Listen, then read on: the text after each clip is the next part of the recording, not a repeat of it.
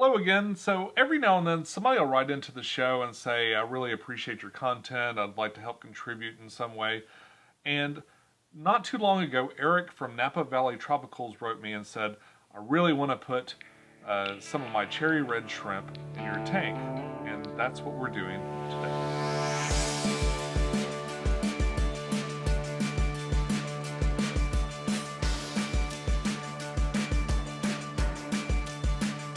Hey YouTube, this is Pecktec, and Napa Valley Tropicals sent me some really cool cherry red shrimp.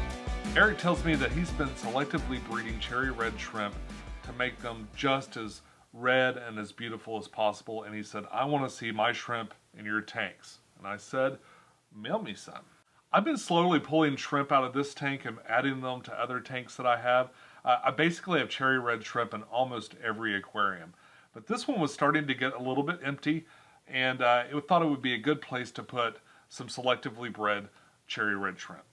Just so you know, I have thousands of cherry red shrimp. I have cherry red shrimp in every tank that will accept, that don't have something that will eat cherry red shrimp in them. And that all started long before I started YouTube. I got a little teeny tiny bag, even smaller than the ones Eric sent me. I got this little teeny tiny bag of shrimp. It had about 30 shrimp in it. I got it on Aquabid. And occasionally I might see a really pretty one in the store. I think over the years I bought maybe 2 or 3 more. And I'll throw it in with the others just to kind of help that genetics out, kind of push them towards the red scale. But most of mine have been pretty plain. I mean, they're not ugly or anything like that, but they're not like the show quality shrimp. They're really cool looking shrimp. So I was real excited to see what I got. Now I've talked about shrimp a number of times before, so I'm not going to go too far into the details of the care and feeding. Their cherry red shrimp are definitely the easiest of the freshwater shrimp to keep. There's also a lot of color varieties. There's yellow and orange and red and blue even, I think. There's all kinds of different colors of this particular type of shrimp. In general, it's not good to mix up the colors. I've just recently gotten some yellow ones, and I didn't want to put the red and the yellow in there together and just kind of muddle up the colors of both types of shrimp. But the Spec here seemed like a good candidate to kind of get them in there, get them acclimated to my water, and kind of get them set, and maybe eventually I'll kind of migrate them out to some of the other tanks. So let's unbox these shrimp. I'm going to show you how they came, and we're going to talk about adding shrimp from the mail into your tank. I haven't had a lot of experience shipping shrimp, but they seem to ship pretty well. I had no DOAs in this package, and again, way years ago I didn't have any DOAs in that one either. So my guess is that they, as long as the weather's pretty decent and it's packed pretty well, I think they ship pretty easily. Eric did a great job packing these, and it seemed like they made the trip really well. And basically it's just insulated with styrofoam and some newspaper in there to kind of keep everything from wobbling around and that sort of thing.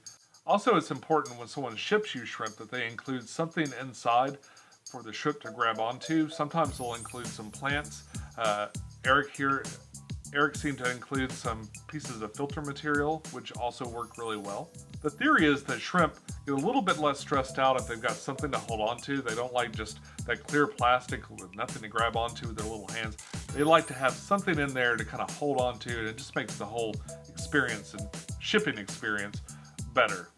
This even holds true in the fish store. If you're picking up some shrimp from the fish store, if you're able to throw in a little bit of like a string of Java moss or really anything at all for them to hold on to, they're going to be a little happier with you when you get them home. There are a lot of schools of thought on acclimation, and I'm not sure how shrimp differ from fish in this particular manner. But I decided to go with this technique that's been working for me lately on just about everything, which is temperature acclimate. And then I just remove them straight from the water into a net and then add them into the tank. It means I'm not doing a drip acclimation to slowly add my water to the water that they're in or anything like that. Especially with shipped things that have come through the mail, I pretty much temperature acclimate, net them, put them in the tank. That's what I do, and it seems to work pretty well. Now these shrimp are really beautiful. Eric, I can't thank you enough. Why don't we take just a minute or so and take a look at just how beautiful and red these shrimp are.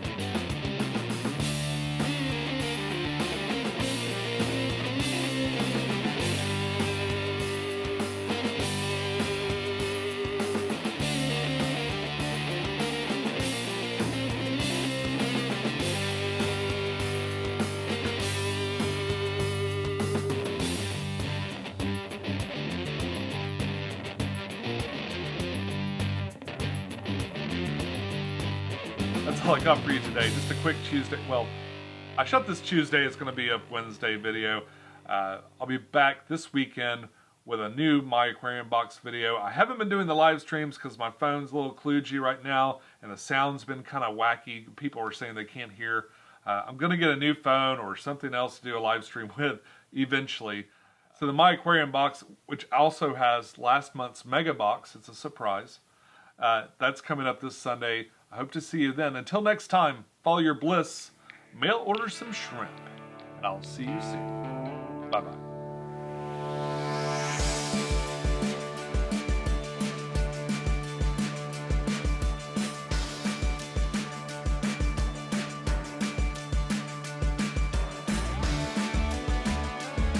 These shrimp seem to shrimp. These shrimp.